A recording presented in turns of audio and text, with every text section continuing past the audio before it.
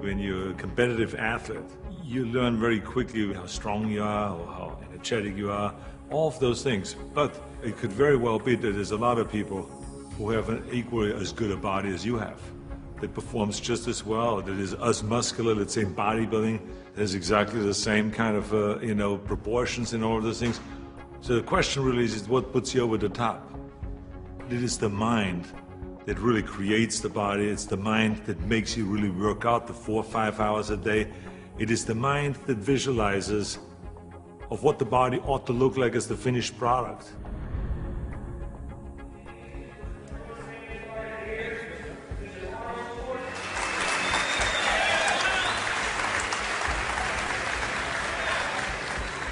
Hello everybody.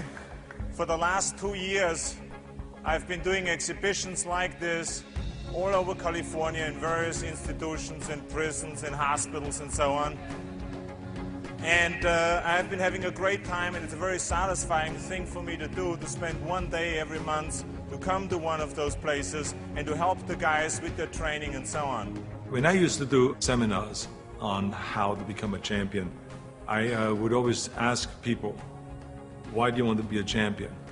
Or what do you want to accomplish? Why are you training?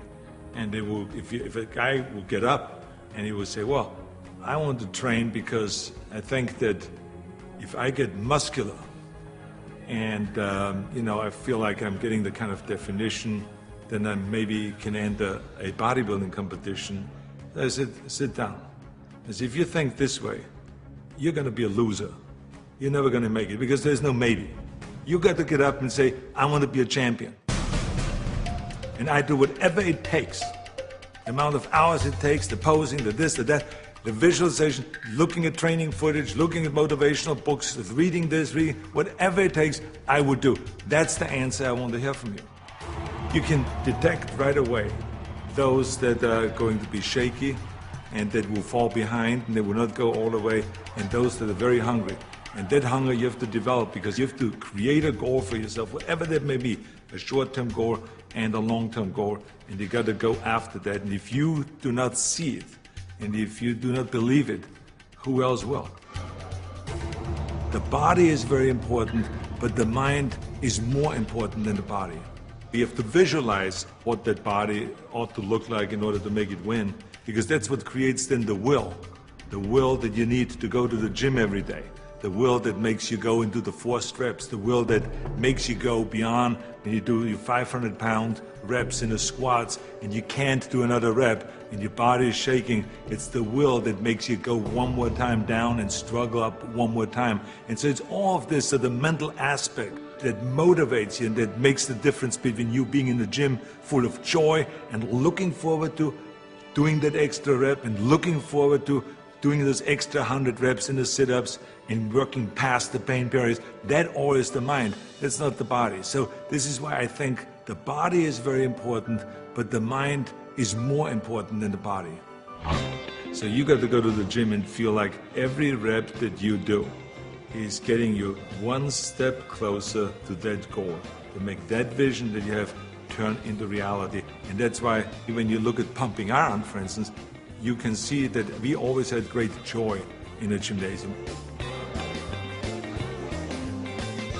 And people always were saying, why would you laugh and have a good time? You're working at 5 hours. Well, we did because I knew that every workout, every 5 hours would get me closer to becoming the Mr. Olympia or the Mr. Universe or the Mr. World and all those things. And I think that if you think that along the way you're not going to fail, then you're blind. Because there's no one that I've ever met, no matter how successful they are, that haven't said that they had their failures along the way. You have to. I mean, the only way that you really know that you can lift 500 pounds is if you're willing to fail. So if you're afraid of failure, then you will never grow. The people that grow the furthest are the people that really don't care. They fail or they make it, they're going to take that risk because that's what you have to do. I think what we learn in sports is very helpful to anything and everything else that you do in life. So now you apply that principle to acting. And you say, well, wait a minute, I put 5 hours in every day in working out, I did my posing 1 hour a day, I did my stretching and this and that, and all of those kind of things. So now, let me apply the same thing to my acting career. Let's go to acting class every day. Let's go and work on the accent, the same amount of time, with the same will, and let's visualize what am I shooting for? Okay, I want to be another Clint Eastwood. I want to be another John Wayne. I want to be another Kirk Douglas, all those great heroes that I admired as a kid. So that's what I'm going after. And that same principle works, even though there's so many people around that say, no, you will never make it because you have an accent, you know, your body is too big and your name Schnitzel or whatever, you know, who can pronounce that? But you know. It doesn't matter if anyone else knows and if anyone else believes in it, but you know. And that you know that that principle of visualizing yourself as a star will work, and all you have to do now is go towards that vision. I've retired from bodybuilding in 1975, and I signed a series of Conan movies. Here I was, big studio behind you, budget $20 million, of course, which was in those days is an equivalent of today, $150 million. I was going to Australia to be a judge at the Mr. Olympia competition. But then all of a sudden, I thought, you know, I should compete.